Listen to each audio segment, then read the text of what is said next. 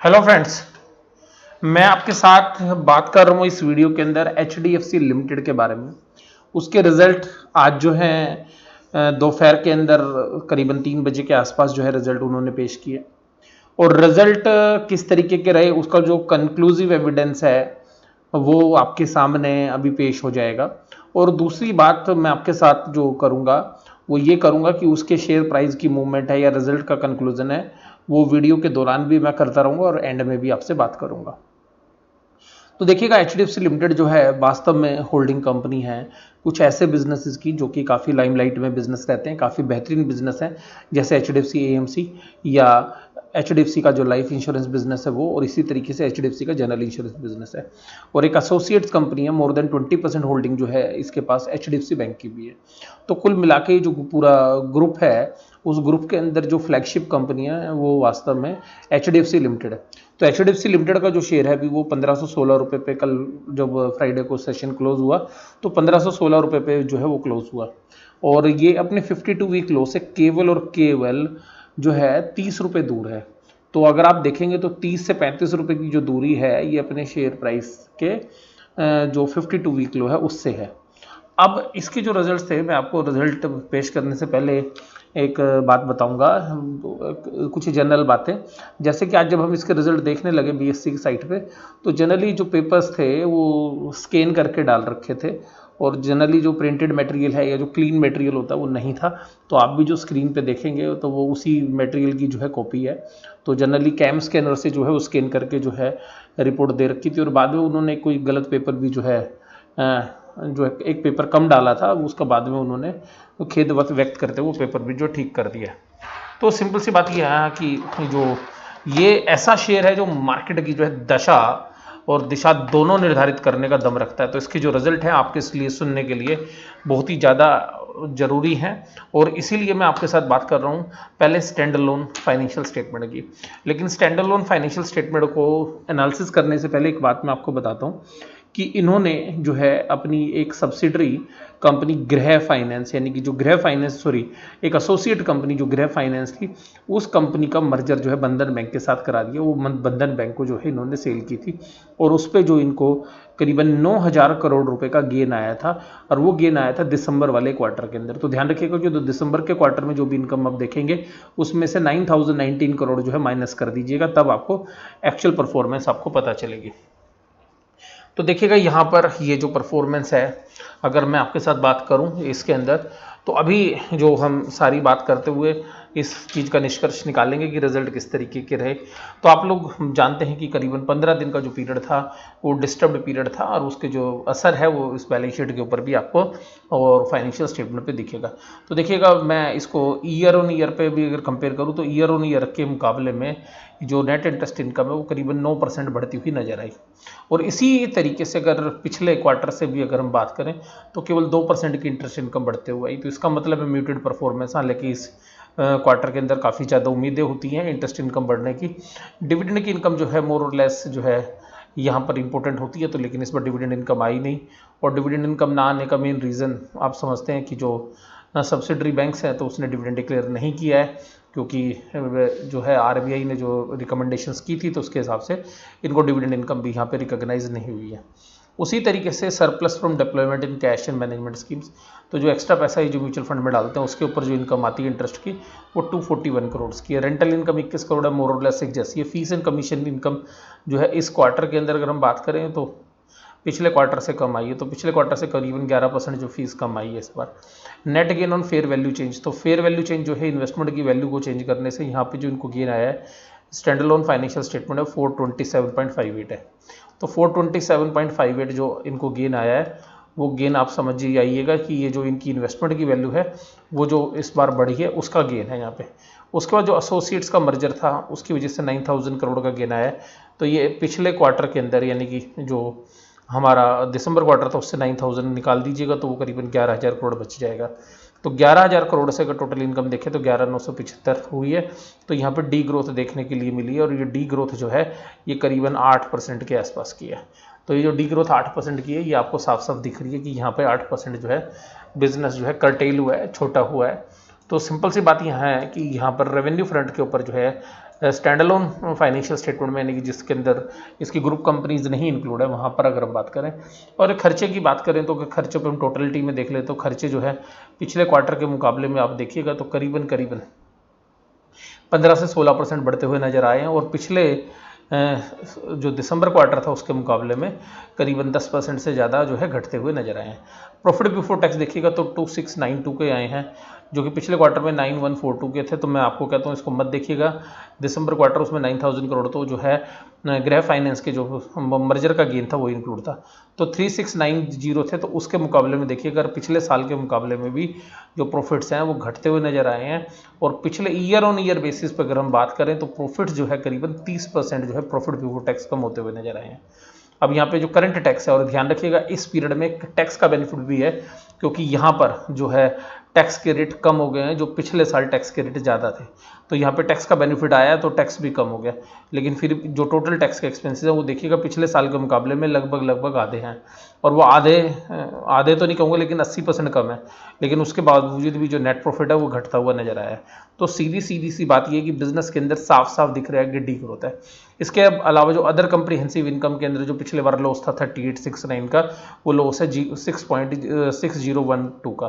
तो ये ध्यान रखना कि ये जो लॉस है 6000 करोड़ रुपीस का, इसको इन्होंने ईपीएस कैलकुलेट करने के लिए माइनस नहीं किया है, इन्होंने खाली प्रॉफिट के ऊपर जो है ईपीएस यानी कि अर्निंग पर शेयर कैलकुलेट की। तो ध्यान रखना ये जो अदर कंप्रीहेंसिव लॉस है ये सीधा इन्होंने बैलेंस शीट में डाल दिया है, यानी कि यहाँ पर प्रॉफिट लॉस में उसका ईपीएस पे असर नहीं है, लेकिन अदर कंप्रीहेंसिव इनकम के अंदर जो इनके लॉस हुए हैं, जो इनके रिजर्व्स कम हुए हैं, उस रिजर्व्स का जो असर है सीधा बैलेंस शीट में डाल दिया है। तो आप देखिएगा 12.86 जो है इनकी ईपीएस आई है, और क्योंकि इन्होंने ईसोप जारी कर रखी है तो उसकी वजह से जो डाइल्यूटेड ईपीएस है वो 12 रुपये 76 पैसे आई है।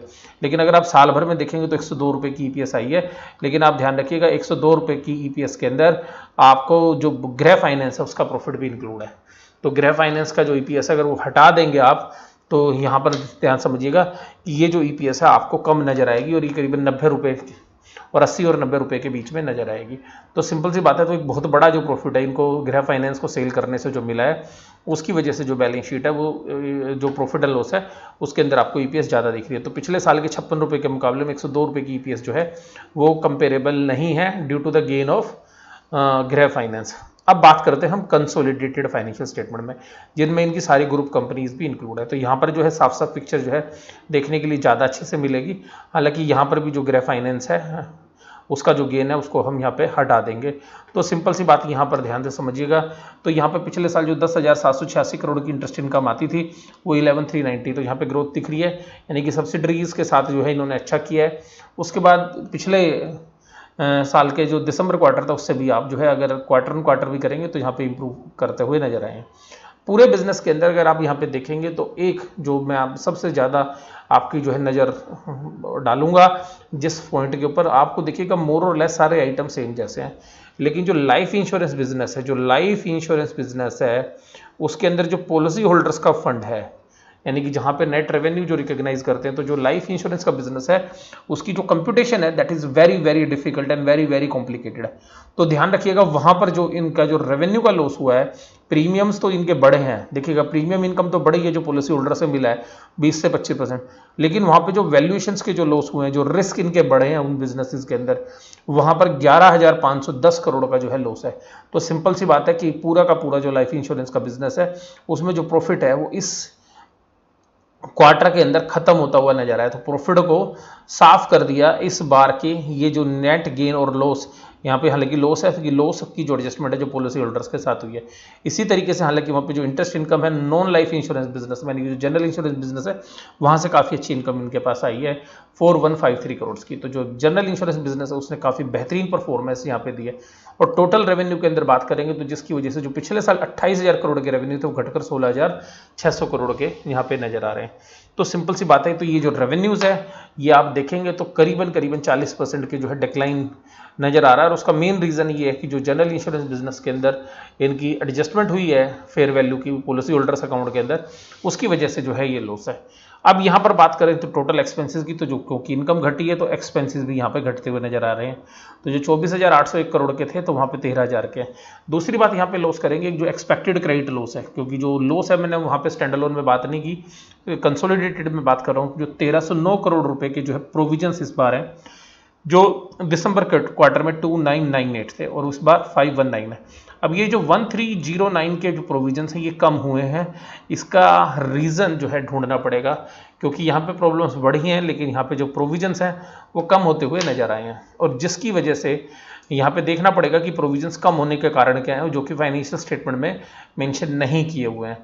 तो यहाँ पर मेरा जो है वरी है कि ये प्रोविजंस कम हुए हैं, तो इसके जो मेंशंस नहीं किया हुआ है यहाँ पे कि किस तरीके से कम हुए हैं। दूसरी बात यहाँ पे देखिएगा तो जो नेट प्रॉफिट के जो है फिगर्स हैं, उस पर आने से पहले एक बात आपको करूं तो करीबन 500 करोड़ रुपए का जो है टैक्स का बेनिफिट इनको हो गया है पिछले क्वार्टर के मुकाबले में, क्योंकि टैक्स के रेट कम होने की वजह से भी, और जो प्रॉफिट है वो 4341 करोड़ से है। अदर कंप्रीहेंसिव इनकम का पोर्शन है फिर वो लॉस के अंदर है, और यहाँ पे जो प्रॉफिट है 431 है, फिर इसमें जो ओनर का हिस्सा है, जो माइनॉरिटी इंटरेस्ट है, जो इनकी ओन नहीं करते, तो वहाँ पे जो कैलकुलेशन की, तो देखिएगा जो एक्सपेक्टेड क्रेडिट लॉस है इस पे मेरा एक डाउट क्रिएट होता है कि ये घट कैसे गया ऐसे माहौल के अंदर। तो ये मैंने जो है आपके साथ बात की थी, और भी जो फाइनेंशियल्स है उनके साथ भी मैं जो बात करता हूँ, तो वहाँ पर भी अब देखिएगा ये जो सारा नेट प्रॉफिट है यहाँ पर, ये नेट प्रॉफिट जो है 4341 करोड़ का है, और इसमें अदर कंप्रीहेंसिव इनकम लॉस के अंदर है। लेकिन ध्यान रखिएगा ईपीएस की जो कैलकुलेशन दे रखी है उसमें अदर कंप्रीहेंसिव इनकम एडजस्ट नहीं है। अदर कंप्रीहेंसिव इनकम में लॉस वाला फिगर है, उसको बैलेंस शीट में सीधा रिजर्व सरप्लस से माइनस कर दिया है, जिसको प्रॉफिट में से कम नहीं किया है, जिसकी वजह से ईपीएस आपको 22 रुपए की नजर आ रही है, और कंसोलिडेटेड ईपीएस 124 रुपए की है। अगर 124 रुपए की ईपीएस में से अगर बंधन बैंक वाली ईपीएस निकाल दें तो जो ये शेयर है ये करीबन अभी 14 टाइम्स जो है पीई रेशियो पर चल रहा है कंसोलिडेटेड बेसिस पे। लेकिन बिजनेस के अंदर जो है डी ग्रोथ साफ साफ जो है नजर आ रही है।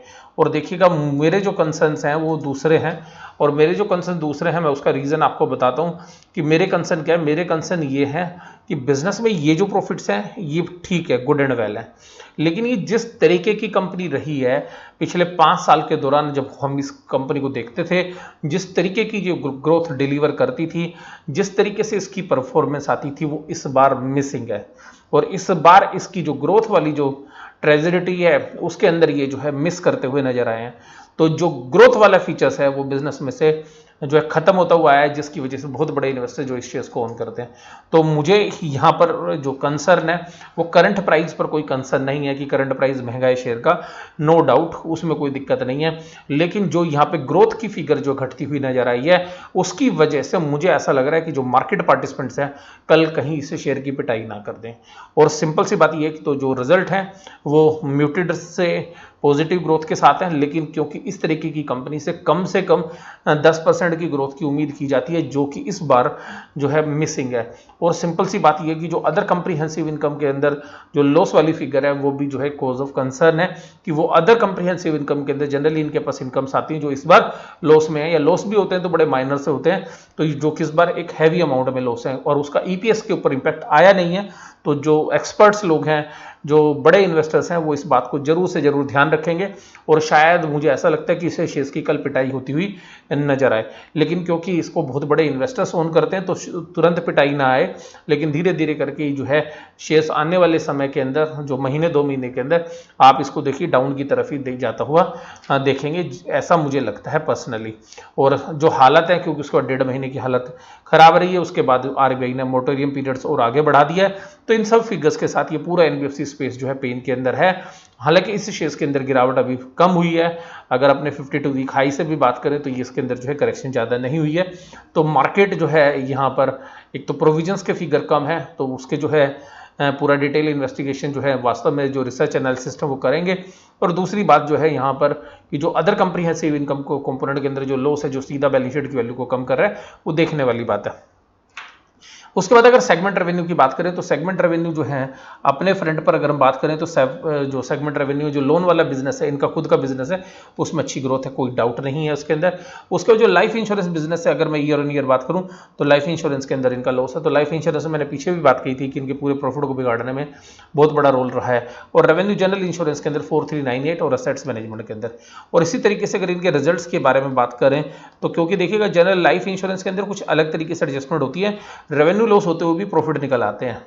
इसी तरीके से देखिएगा तो जो लोन वाला बिजनेस है जिसमें एचडीएफसी खुद डील करती है वो 2723 करोड़ के जो है प्रॉफिट्स हैं उसके अंदर। उसके बाद जो है जनरल इंश्योरेंस के अंदर भी 275 करोड़ के प्रॉफिट है। जो एएमसी वाला बिजनेस है उसमें भी 315 करोड़ के प्रॉफिट्स हैं। लाइफ इंश्योरेंस में भी हालांकि प्रॉफिट रिपोर्ट कर रहे हैं, लेकिन जो पूरी एडजस्टमेंट है रेवेन्यू की वो नेगेटिव साइड है। तो यहाँ पर अगर आप बात करें तो प्रॉफिट बिफोर टैक्स की फिगर 4950 जो करोड़ है वो दिखाई जा रही है पूरे बिजनेस के अंदर। अब पूरे बिजनेस की जो है 4950 करोड़ की बिजनेस के अंदर अगर आप यहाँ पे बात करें तो जो सेगमेंट रिजल्ट्स हैं उसके बाद अगर हम इनके सेगमेंट एसेट्स की बात करें तो सबसे ज़्यादा लोन बुक है, और ये जो 5 लाख करोड़ की जो लोन बुक है यही कॉज ऑफ कंसर्न है। अगर इसमें से बाई चांस अगर नॉन परफॉर्मिंग एसेट्स बढ़ी अगर मोरेटेरियम की वजह से, तो उसकी वजह से जो इन्वेस्टर कम्युनिटी वो डरी हुई है, क्योंकि ये 5 लाख करोड़ में से मान लीजिएगा अगर ये कभी 5% की फिगर अगर पहुंच गई तो 25,000 करोड़ रुपए जो है वो साफ हो सकते हैं, जो कि मार्केट को डर लग रहा है। तो यही रीजन है कि इसके शेयर प्राइस में लाइफ इंश्योरेंस बिजनेस में जो असेट्स हैं वो काफ़ी बड़ी एलोकेट हैं। जनरल इंश्योरेंस में 23,000 करोड़ की हैं, एएमसी में 483 करोड़ की हैं। तो इन सारे बिजनेसेस के अंदर अगर हम बात करें तो क्योंकि कुछ बिजनेस बैंकिंग वाला भी है, तो क्योंकि वो सब्सिडरी बिजनेस नहीं है तो वो अनअलोकेटेड बिजनेसेस होते हैं, तो अनअलोकेटेड में बैंकिंग का बिजनेस के रेवेन्यूज भी हैं तो वो 48712 है। इसके बाद अगर सेगमेंट की लाइबिलिटीज की बात करें तो लाइबिलिटीज भी जो है आप देखिएगा तो लोन वाले बिजनेस के अंदर ही है।